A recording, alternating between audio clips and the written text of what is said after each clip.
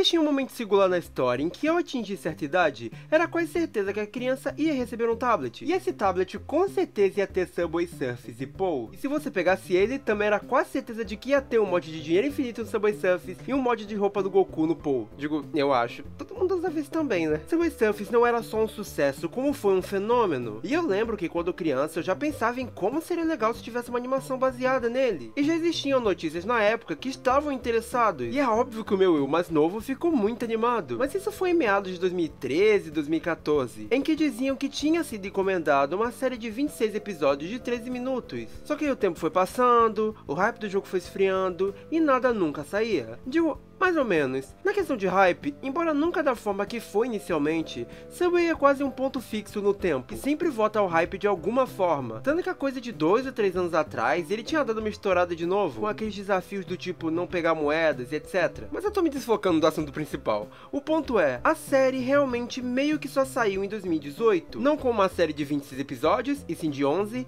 e não com 13 minutos, e sim cerca de 4 ou 5 para cada episódio, com uma websérie pro YouTube. E novamente, embora o jogo tenha sim suas repetidas altas, em 2018 não foi exatamente uma delas, e por isso essa série meio que caiu no esquecimento no geral. Não que ela seja necessariamente flopada, todos os episódios estão na casa do 1 milhão em visualizações, mas eu lembro que principalmente na época que saiu, ninguém falava muito dela. Inclusive não duvido que muitas dessas visualizações são de pessoas que acabaram caindo nela sem querer. Tarde demais para debater sobre, pois assim, ela tem o que debater. Então eu queria comentar da meio atrasada, mas bem interessante série de Subway Surfers. Eu não sei como exatamente dar uma sinopse, como eu sempre faço, porque meio que essa animação é a maior parte do tempo só episódica. Ela tem uma trama ocorrendo, mas não suficientemente pra eu conseguir dar uma sinopse que não seja algo tipo venha ver Jake e sua turminha do barulho vivendo altas confusões. Basicamente, a série trata de temas meio isolados, que vão caracterizando ou desenvolvendo esses personagens. Isso na real já é meio que um dos pontos positivos dela. Em poucos minutos, ela estabelece muito bem como cada personagem é em linhas de diálogos simples, mas efetivas. Você logo sabe que a Trick tem uma insegurança em relação à mãe, que não sabe a vida que ela realmente leva, sendo a parte mais madura do grupo, que o Jake é do tipo bobão, que diz o que sai primeiro na cabeça, meio egocêntrico e inconsequente, o Fresh sendo uma versão mais pé no chão dele, mas ainda assim conseguindo ser tão infantil quanto ele em várias ocasiões, e a Utani sendo a típica nerd do grupo, mas sem um tom soberbo.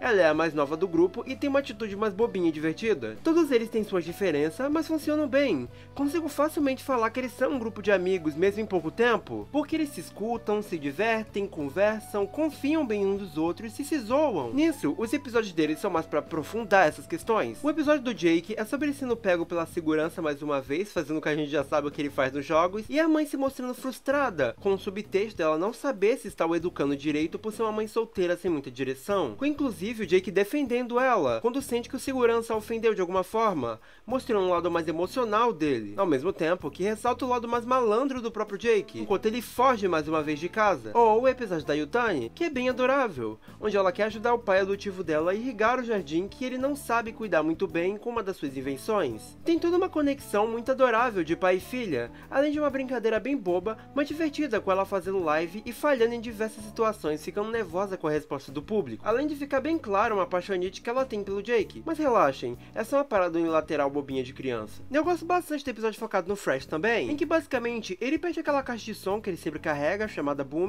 e tem que procurar pela casa. Eu acho interessante a participação da família dele aqui, por não ser aquela parada super romantizada de família super feliz, embora seja bem grande, e também porque a série é muito efetiva de conseguir passar a personalidade deles durante as cenas, além de fortalecer uma coisa que já dava a entender antes, e o Fresh parece ter algum certo toque com as coisas limpas e alinhadas, seja o pente torto, um fio de cabelo, o seu tênis que ele quer manter sempre limpo. Tem até esse momento que, mesmo procurando super desesperado, ele para pra arrumar o sapato e nem sabe bem o porquê depois. Com, inclusive no fim, após ele finalmente encontrar a Boom, ele percebendo que o quarto tá totalmente desarrumado e ficando super chateado. Eu acho que são episódios excelentes pra humanizar esses personagens e dar mais vida a eles, realmente os tornando mais do que só skins do jogo. Nada que os torne super profundos, mas que já torna eles mais memoráveis do que são originalmente. Mas curiosamente, parece que a equipe dessa série tinha os olhos bem mais voltados pra Trick. Ela é a única que a trama se estende a mais que um episódio, episódio. Um 3 tem desse arco dela com a família, que é aquele clichê de garota de família rica que segue o que a mãe quer porque tem medo de ir contra ela. Mas eu acho essa insegurança ser a forma que o arco dela é desenvolvido por pouco tempo até que bem boa. A Trixie se segura muito na sua rede de apoio, que ajuda ela a manter a outra identidade, com o arco dela sendo a mesma, tendo que ter coragem de mostrar quem realmente é pra sua mãe. Com isso ocorrendo em sua apresentação de balé, onde ao tentar dançar, ela falha, principalmente por ter esquecido as suas sapatilhas, pela tensão da sua mãe estar ali e por ter uma apresentadora bem cruel avaliando ela. Mas o Jake e o Fresh chegam e, percebendo o desconforto dela,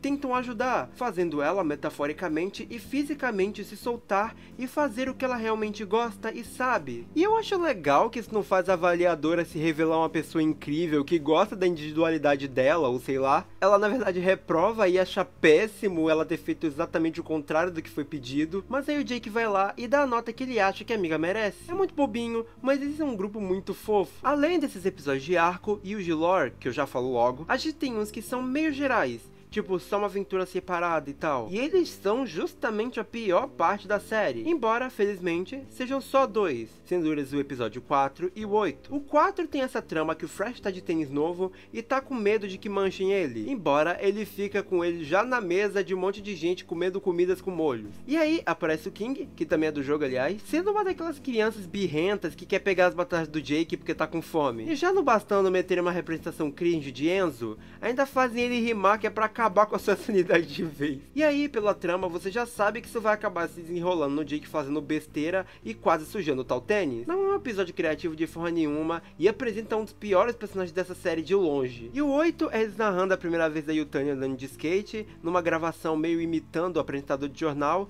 que até podia ser divertido, só que tipo, tem essa piada recorrente na série, que o Jake tá sempre com fome, a lá personagem de shonen, mas sempre foi uma parada meio pontual. Só que esse episódio acaba escancarando isso. Quase toda a piada dele é o Jake repetindo o nome de uma comida e babando, pensando que queria estar comendo ela. E os outros personagens estão meio flanderizados também. Esse episódio tem só uma piada engraçada, que é essa do menino caindo e eles dando replay mega exagerado, que realmente eu casquei o bico. Foi até meio violento, o moleque cospe o dente com sangue e tudo, foi muito do nada. Só que, tirando isso, é bem fraco. Não é à toa que é um dos que menos tem views. Mas o que mais me fascina nessa série é como ela é viva. Tipo, eu acho que transportaram muito bem os designs de forma que tá todo mundo super reconhecível, mas tem um estilo visual muito único. O uso das cores destaca muito tudo, não só os personagens como os cenários. E esse mundo parece estar agindo além do que nós vemos. A animação não tá só ali pra chamar crianças, ela é usada como a linguagem que é pra aprofundar o mundo, seja pra mostrar mais de personagens sem textos positivos, ou para demonstrar que tem um mundo em ação além do que estamos vendo. Tem muitas coisas que nem precisavam estar lá, mas estão, só para deixar tudo mais vibrante. A cena do quarto do Jake mostra isso bem. Seu quarto bagunçado, refletindo diretamente sua personalidade. Quando ele sai do quarto, tem um trem passando. Quando a mãe mostra que descobriu que ele fingiu estar na cama, o chapéu sutilmente cai, voltando para ele. Você vê as paredes pichadas, demonstrando que mais gente vive ali. E embora a animação não seja por si só uma das mais fluidas, ela é sim muito bem feita, somente por padrão de uma websérie. Dá realmente uma sensação de que quem fazia isso aqui estava se divertindo fazendo. É muito expressivo, é humano. Me lembra até um pouco Ever After High. Mas em questão de lore,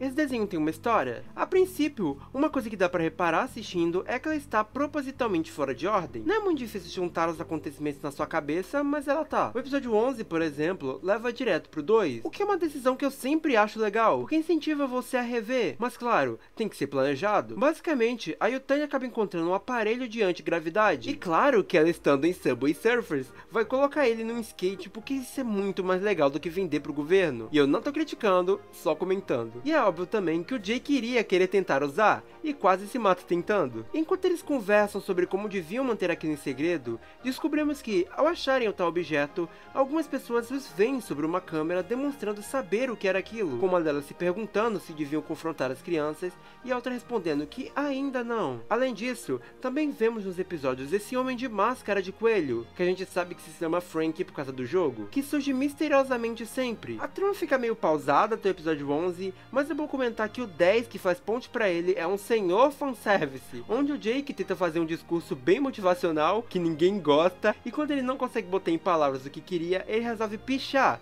pedindo pros amigos se manterem alertas pra caso o guarda chegue. E ele chega, mas o Jake fica, para que possa terminar de pichar o que ele queria. Os seus amigos amigos até tentam avisar, mas ele se recusa a ir, então eles vão embora. Isso para que o Jake fique sozinho de forma coerente, para nós termos uma perseguição. Olha só, igual game, em uma sequência que sinceramente é bem divertida, brincando com a confiança e deboche que você espera que um personagem como o Jake tenha. Até que, enquanto ele tenta se esconder na parte subterrânea da estação, o guarda acaba se desencontrando com ele e achando Frank, que parece estar usando alguma tecnologia que se assemelha a que eles acharam naquele aparelho de antigravidade. É difícil saber o que ele tenta fazer, na verdade toda a lore ainda tá muito misteriosa, mas ele tá sempre atento ao tempo, provavelmente uma referência ao coelho branco de Alice. E seus planos são frustrados, porque uma das paredes que faria seja lá o que for que ele queria, estava pichada, pedindo que houvesse uma conexão. Então ele reseta o tempo e vai embora. E eu acho ele tão legal. Eles construem uma ameaça muito interessante sobre o Frank. Todo esse momento do episódio 11 é quase que um completo silêncio, com toda a animação fazendo o trabalho de compor esse mistério. O Frank é bem intimidador,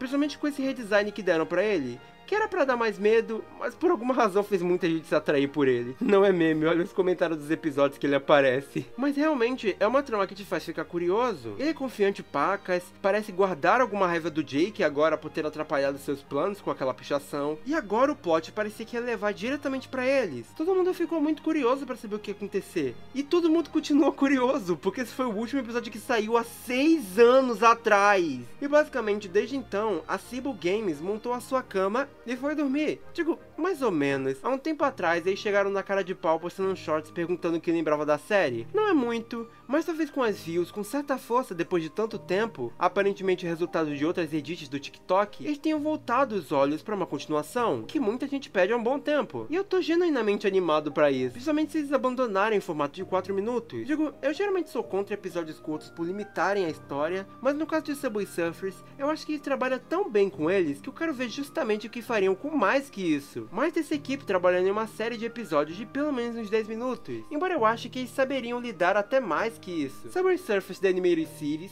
é uma série como um todo bem divertida, um passatempo ótimo que pela forma que foi lançado ainda tem um fator replay legal. É até engraçado como, tirando o que eu comentei, não tem muito que eu possa falar de negativo sobre. Realmente vale a pena você tirar um tempinho pra ver ela, principalmente porque a série toda não dá nem uma hora. Ela tá de fácil acesso no YouTube, com todos os episódios, tirando 11, legendados em português no canal oficial. Tem dublado agora também, mas ignora a dublagem IA. Batatas fritas para quebrar o recorde. Deus, você tem que ver isso.